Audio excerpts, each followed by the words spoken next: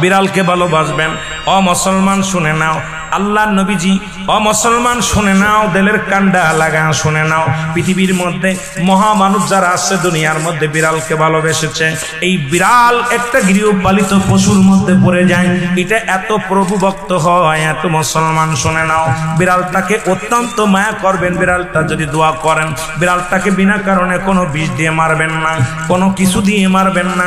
ও মুসলমান শুনে নাও, বিড়ালটাকে যত্ন করবেন। বিড়াল যদি অভিশাপ করে, বিলাই যেটা বলা হয়, অভিশাপ করলে সঙ্গে সঙ্গে আমার আল্লাহ কবুল করে নেয়। বিড়ালের অভিশাপে মানুষ ফকির হয়ে যায়, বিড়ালের অভিশাপে মানুষগুলো ধ্বংস হয়ে যায়, বিড়ালের অভিশাপে দুনিয়ার সংসারের মধ্যে অশান্তি লেগে যায়। বিড়ালকে ভালোবাসলে, ও মুসলমান শুনে নেও, এই বিলাইকে ভালোবাসলে, বিলাই যদি দোয়া করে, বিলার দোয়ায় আল্লাহ দরবারে অনেক ফায়দা লুটতে পারবেন। জোরে জোরে চিল্লায় বলা যাবে না মারহাবা। এখানেও নবী বিড়ালকে ভালোবাসেন।